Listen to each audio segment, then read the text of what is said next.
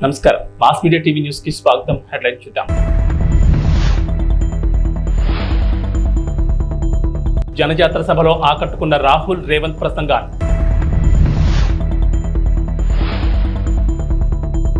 జోరు వానలో హోరెత్తిన ఫ్యాన్ హుషారు.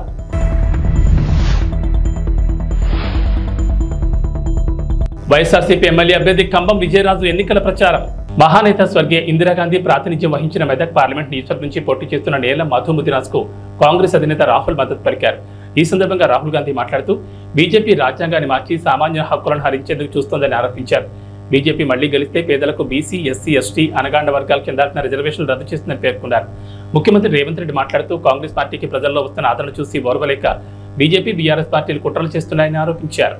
ఈ కార్యక్రమంలో దామోదర్ రాజనరసింహ, జగ్గారెడ్డి, కొండా సురేఖ, సర్పంచులు, ఎంపీటీసీలు, మండల కాంగ్రెస్ అధ్యక్షులు పాల్గొన్నారు.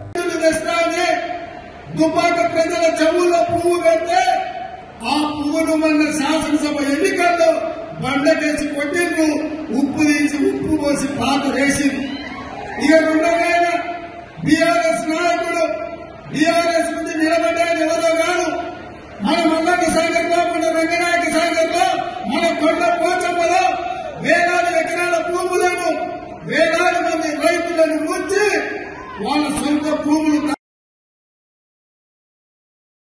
मनरेगा పథకంలో భాగంగా ఈ రోజు కార్మికులకు 250 రూపాయలు దొరుకుతూ ఉన్నాయి.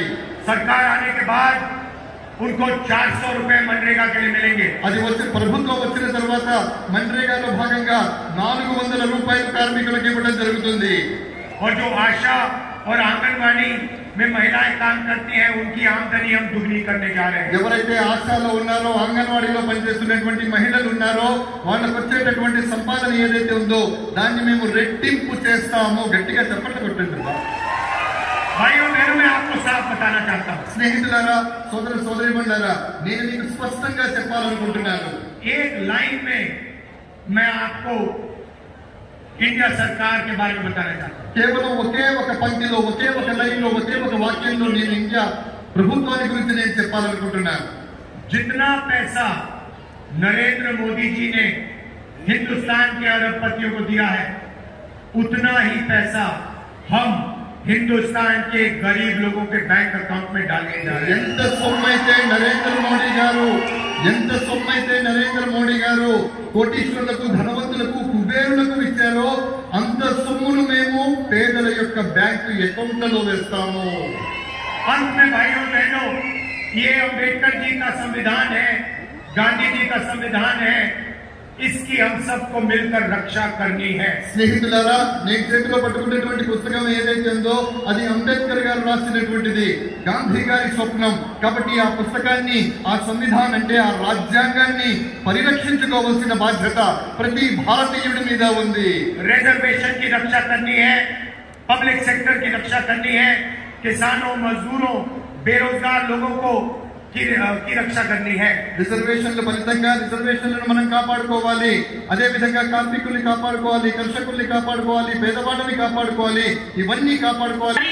పక్షపాతి బీసీలు బాగా బతకాలి, వాళ్ళు బాగా ఉండాలి అనేటువంటి ఆలోచనతోటి మేనిఫెస్టోలో బీసీ గణన చేయమని చెప్పడం మనందరికీ కూడా అదృష్టంగా భావించాలి. మరి ఈరోజు బీజేపీ పార్టీ మైనార్టీల రిజర్వేషన్ తీసేస్తాము అని మాట్లాడుతూ మైనార్టీ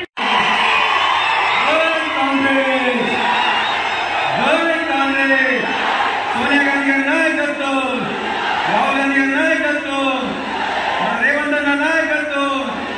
చాలా సంతోషం అన్న. ఈరోజు ఈ జనజాతర కార్యక్రమానికి ముఖ్య అతిథిగా వచ్చిన మన ప్రియతమ నాయకులు తుమ్మలపాలెంలో మత్స్యకారుల అభివృద్ధి కృషి చేస్తానని సన్నాల తిరుపతిరావు అన్నారు. ఈ సందర్భంగా మాట్లాడుతూ విజయవాడ ఎంపీగా కేసీఆర్ నానిని, ఎమ్మెల్యేగా తనను అఖండం జాతితో గెలిపించాలని కోరారు. తుమ్మలపాలెంలో 20 కుటుంబాల మత్స్యకారులు వైఎస్ఆర్సీపీ పార్టీలోకి పార్టీ కండువా కప్పి సాదరంగా ఆహ్వానించారు.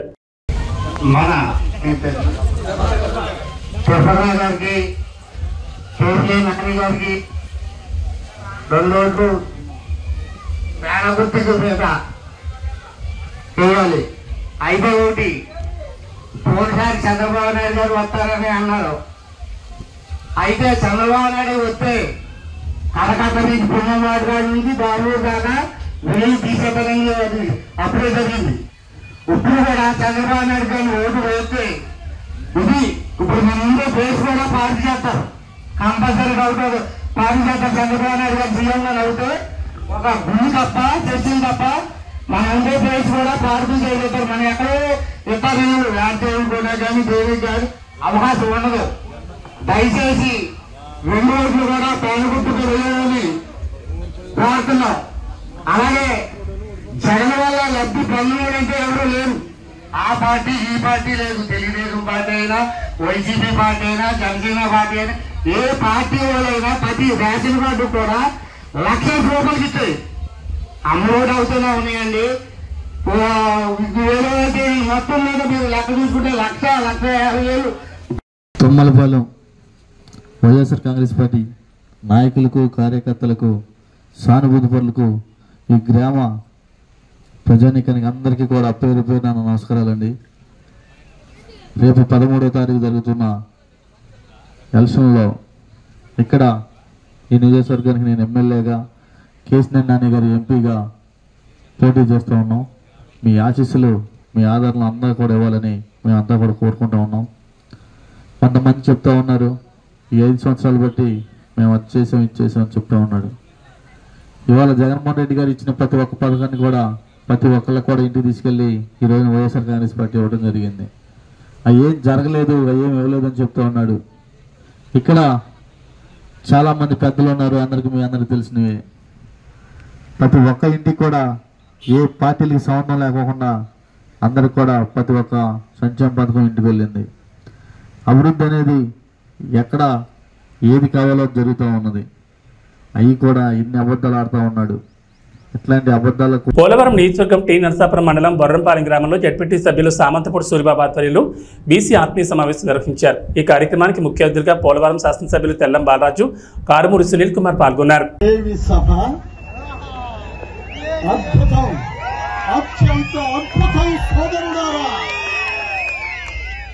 బీసీలు అంటే బడుగు బలహీన వర్గాలు కాదు, బలమైన వర్గం మంది. ఎస్సీలు, ఎస్టీలు, బీసీలు, మైనారిటీలు కలిసికట్టుగా ఉంటే రాజ్యాధికారం మనదే. సోదరుడారా, 1947 ఆగస్టు 15వ తారీఖున మన భారతదేశానికి స్వాతంత్ర్యం వస్తే ఆనాటి నుండి ఈనాటి వరకు ఎంతో మంది ముఖ్యమంత్రులను చూశాము. కానీ జగన్మోహన్ రెడ్డి గారు లాంటి ముఖ్యమంత్రి ఎన్నడైనా ఎప్పుడైనా చూడగలిగామా? సోదరులారా, ఆడపడుచులారా, అన్నదమ్ములారా, కార్మిక కర్షక సోదరులారా, కష్టజీవులారా, మనకు నేను చాలా బీసీలలో అగ్రగణ్యుడు, గౌడవ వాసి ఉన్నాడు ఇక్కడ సోదరుడు అశోక్ గౌడ్ గారిని నేను చాలా బలవంతం చేశా. తమ్ముడు, నీవు మళ్ళీ వైఎస్ఆర్సీపీలోకి రావాలి అని. ఆయన వచ్చి రాష్ట్రంలోనే గౌడ వర్గాన్ని అందరినీ ధర్మచక్రంలాగా, అశోక చక్రంలాగా అడ్డం వేసినటువంటి మహానుభావుడు అశోకుడు. తమ్ముడు, ఈ వేళ మన బీసీలలో అగ్రగణ్యులైనటువంటి కారుమూరి నాగేశ్వరరావు గారు, మినిస్టర్ గారు అబ్బాయి సునీల్ కుమార్ యాదవ్ గారు, తెల్లం రాజ్యలక్ష్మి గారికి, బాలరాజు గారు మిస్సెస్ గారికి జగన్మోహన్ రెడ్డి గారు టికెట్ ఇచ్చారు అంటేనే అందులో ఎంత నీతివంతుడో బాలరాజు గారి కుటుంబం మనం అర్థం చేసుకోవచ్చు. ముఖ్యంగా వేదిక మీద ఉన్న వారిని ఎవరిని నేను ఇన్వైట్ చేసి వాళ్ళకి వెల్కమ్ చెప్పలేదు. వేదికను అలంకరించిన మహానుభావులారా, ఎంతో ఉత్తములారా, మీరందరూ కూడా చెప్పింది చెప్పకుండా చెప్పగలిగినటువంటి మహామేధావులు మీరందరూ కూడా స్టేజీని అలంకరించిన మీకందరికి కూడా మరొక్కసారి జగన్మోహన్ రెడ్డి గారి తరపున, సూరిబాబు గారి తరపున, మా అశోక్ గౌడ్ గారి తరపున మీకు మనవి చేస్తున్నాను. ప్రకాశం జిల్లా పెద్దదోర్నాలపట్నంలోని లహరి ఫంక్షన్ హాల్లో ఎర్రగొండపాలెం నియోజకవర్గ జనసేన కార్యకర్తల ఆత్మీయ సమావేశంలో నియోజకవర్గ టీడీపీ కూటమి ఎమ్మెల్యే అభ్యర్థి గూడూరు ఎరిక్షన్ బాబు పాల్గొన్నారు. ఈ సందర్భంగా మాట్లాడుతూ నియోజకవర్గంలో టీడీపీ కూటమి గెలిపే లక్ష్యంగా ప్రతి ఒక్క జన సైనికుడు పనిచేయాలని పిలుపునిచ్చారు. టీడీపీ, జనసేన, బీజేపీ నాయకులు కార్యకర్తలతో కలిసిమెలిసి పనిచేసి తెలుగుదేశం పార్టీ విజయాన్ని కృషి చేయాలని తెలిపారు. ఎర్రగొండపాలెం నియోజకవర్గంలో ఉన్న టీడీపీ, జనసేన, బీజేపీ కార్యకర్తలందరూ ఒక కుటుంబంలా ముందుకెళ్తామని తెలిపారు. ఈ అవసరం ఉన్న ఎరిక్షన్ బాబు అనే వ్యక్తి అందరికీ ముందుంటారని తెలిపారు. ఈ కార్యక్రమంలో ఎర్రగొండపాలెం నియోజకవర్గ టీడీపీ, జనసేన, బీజేపీ నాయకులు కార్యకర్తలు పాల్గొన్నారు. జనసేన నాయకులకు కార్యకర్తలకి నాకు ఇక్కడ తెలుగుదేశం జనసేన 2 వేలు కాదు, ఈ నియోజకవర్గంలో వేరు కాదు, ఇద్దరు ఒకటే. నాకు ఇద్దరు కష్టపడతా ఉన్నారు. వారికి కూడా అవకాశాలు కల్పించాల్సిన అవసరం భవిష్యత్తులో ఎంతైనా ఉంది. మా బాధ్యత. ఎందుకంటే వాళ్ళు కూడా 10 సంవత్సరాల నుంచి పార్టీ పెట్టి పవన్ కళ్యాణ్ గారు కార్యకర్తల కష్టం మీద పార్టీ నడుపుకొని ముందుకెళ్ళాడు. చంద్రబాబు నాయుడు గారు జైల్లో ఉన్నప్పుడు ఆయన పరామర్శించడానికి లోపలికి వెళ్ళి బయటకు వచ్చిన ఒక్క నిమిషం కూడా మేమెవరు కూడా ఊహించలే. లోపల ఆయన పరిస్థితి తెలుసుకొని బయటకు వచ్చి చంద్రబాబు నాయుడు గారితో కలిసి రేపు మేము పోటీ చేయబోతున్నాం ఆంధ్రప్రదేశ్. ఆయన ప్రకటించిన వెంటనే ఆ రోజే తెలుగుదేశం పార్టీ కార్యకర్త నాయకుల గుండెల్లో పవన్ కళ్యాణ్ గారు నిలిచిపోయారనే వాస్తవం మీ అందరికీ నేను తెలియజేసుకుంటా ఉన్నాను. ఇది సత్యం. ఈ రాక్షస పరిపాలన అంతమందించేదాన్ని, ఈ రాష్ట్రంలో జగన్మోహన్ రెడ్డి గారిని వారి యొక్క అరాచకాల్ని అంతమొందించేదానికి పవన్ కళ్యాణ్ గారి మద్దతు ఆ సమయంలో మనకి కొండంత అండని ఇచ్చినటువంటి మాట వాస్తవం అని చెప్పేసి శ్రేణులందరూ కూడా నేను తెలియజేసుకుంటా ఉన్నాను.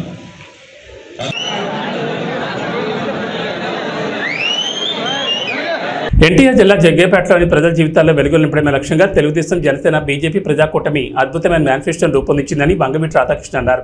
ఎన్టీఆర్ జిల్లా జగ్గేపేట నియోజకవర్గం కూటమి అభ్యర్థి విజయాన్ని కాంక్షిస్తూ కూటమి ఎమ్మెల్యే అభ్యర్థి శ్రీరామ్ రాజగోపాల్ తాతయ్యతో కలిసి జగ్గేపేట మండలంలో గండ్రాయి, మల్కాపురం గ్రామాల్లో ఎన్నికల ప్రచారం నిర్వహించారు. 3 రోజులు మనం అంతా క్యాంపెయిన్ చేయడానికి ఉంది. ఎక్కువసేపు మాట్లాడకుండా దయచేసి మిమ్మల్ని అందరూ ఒకటే ఆలోచించమని చెప్పి కోరుతా ఉన్నాం. ఈ ల్యాండ్ టైటిలింగ్ యాక్ట్ అని చెప్పని కొత్తగా జగన్ రెడ్డి గారు తీసుకొస్తా ఉన్నారు. మీ అందరికీ ఏదో ఒక స్థలము లేదంటే పొలం ఏదో ఒకటి మీ పేరు మీద ఉంటుంది కదా, అది మీ హక్కే కదా, అది మీరు కష్టపడి సంపాదించుకుందే కదా.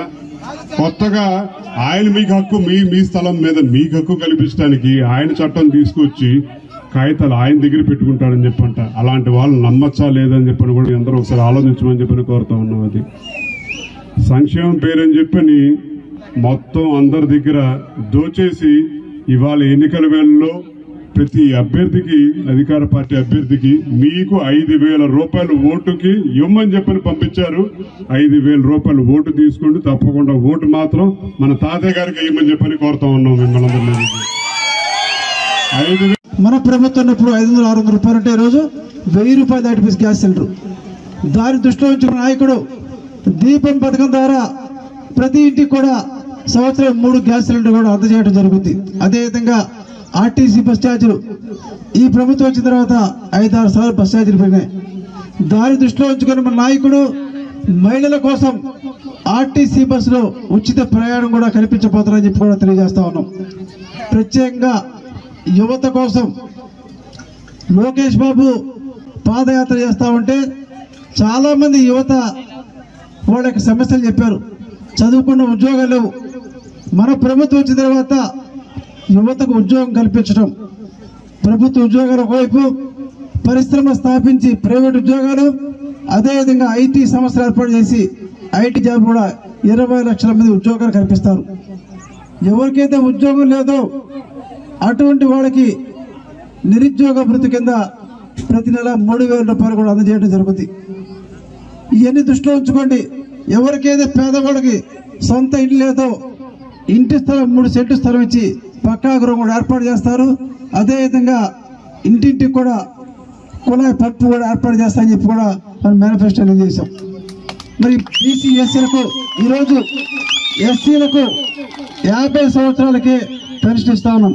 ఎస్సీలతో పాటు బీసీలు కూడా రాబోయే రోజుల్లో మన ప్రభుత్వం వచ్చిన తర్వాత 50 సంవత్సరాలకి వృద్ధాప్య పెన్షన్ కూడా ఇవ్వడం జరుగుతుంది. ఏదైనా సరే బీసీలు కావచ్చు, ఎస్సీలు కావచ్చు, రైతాంగం కావచ్చు, యువతకి, మహిళలకు అందరూ మేలు జరగాలంటే తెలుగుదేశం పార్టీ అధికారం వస్తేనే సాధ్యపడుతుంది. ప్రత్యేక పొదుపు సంఘ మహిళల కోసం మన ప్రభుత్వం వచ్చిన తర్వాత 10 లక్షల వరకు కూడా వడ్డీ కట్టగల. ఈ రోజు ప్రభుత్వం 3 లక్షలు మాత్రమే. తాడేపల్లిగూడెంలో దేవాదాయ ధర్మాదాయ శాఖ మంత్రి కొట్టు సత్యనారాయణను ప్రభుత్వ కార్యాలయం నుంచి ఉద్యోగులు బయటకు పొమ్మన్నారు. తాడేపల్లిగూడెంలో పోస్టల్ బ్యాలెట్ ఓట్లు వేస్తున్న ఉద్యోగులను బెదిరించిన మంత్రి కొట్టు సత్యనారాయణపై ఉద్యోగులు తిరగబడ్డారు. మీరు బెదిరిస్తే బెదిరిపోయే రోజులు పోయాయి, భయపడిపోయేవాడు ఎవరూ లేరని అన్నారు. నీ కాలం చెల్లిందంటూ మంత్రిపై ఉద్యోగులు తిరగబడడంతో పోలీసుల సాయంతో జారుకున్న పరిస్థితి నెలకొంది.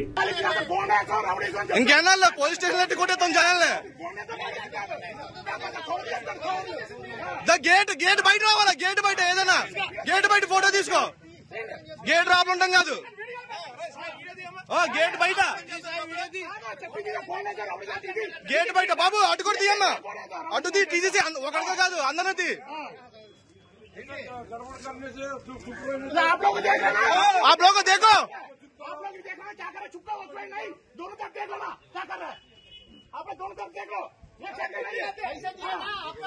पैसा दिए ना क्या पे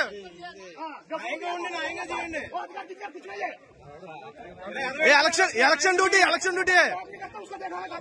हमको भी हिंदी मालूम है. चल जाएगा आप लोग क्या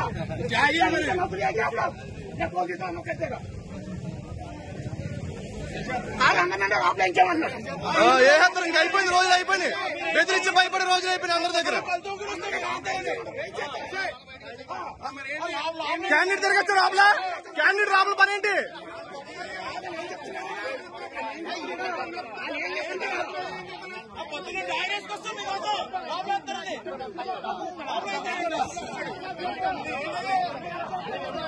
అండ్ క్యాండిడేట్ రాబుల పని ఏంటి?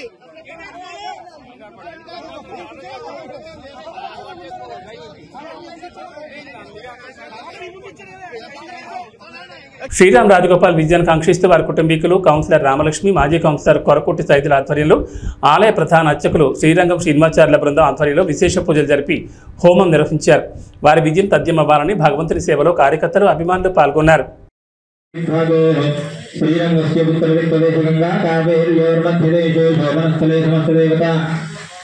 भगवद्भागवत आचार्य सन्निधौ अस्मिन् वर्तमान व्यावहारिक कर्णाय नमः, सर्पनेत्राय नमः, सुमुखाय परिस्थिताय नमः, मध्यमेकलायां चण्डाय नमः, प्रचण्डाय नमः, भद्राय नमः, सुभद्राय नमः, भुजाय नमः, विजयाय नमः, धात्रे नमः, विधात्रे नमः, मूर्धमेकलायां रवीन्द्राय नमः, रमतये नमः, ओं हम यमाय नमः, षण्भरुणये नमः, वरुणाय नमः, वायुवे नमः, शङ्कुबेराय नमः, ओं ईशानाय नमः. एतेन्द्रादयः दिव्याभरणवस्त्रसंयुक्ताः अग्निमुखादव्यातव्याः. ओं ज्वालयामि ओं इति शोभमुद्रया अमृते करोमि. ओं रमद्वये नमः. अग्निन्दूतं वृणीमहे होतारं विश्ववेदसम् अस्य यज्ञस्य सुकृतम्. ओं रमद्वये नमः. ఎన్టీఆర్ జిల్లా తిరువూరు, గంపలగూడెంలో వైసీపీ ఎంపీ, ఎమ్మెల్యే అభ్యర్థులు ఎన్నికల ప్రచారం నిర్వహించారు. ఈ సందర్భంగా జగనన్న గెలిపి మాజెండా అని ప్రజలు నినాదాలు చేస్తున్నారు. ఎంపీ కేసినేని నాని, ఎమ్మెల్యే అభ్యర్థి నల్లగట్ల స్వామిదాసులకు అపూర్వ స్వాగతం పలికారు. ప్రచారంలో మహిళలు, కార్యకర్తలు వేలాదిగా కథం తొక్కారు.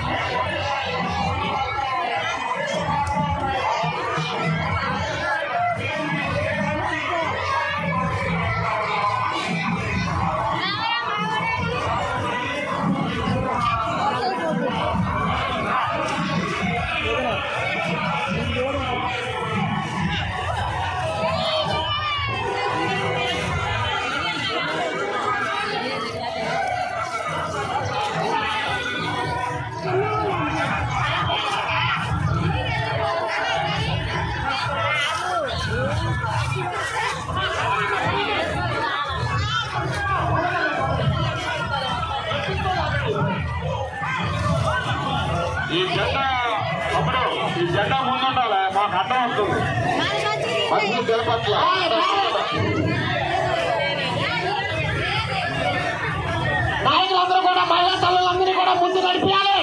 ఎక్కడో అక్కడే పక్కన వెళ్ళిపోతున్నారు, అలా జరుపుకొని చూడండి.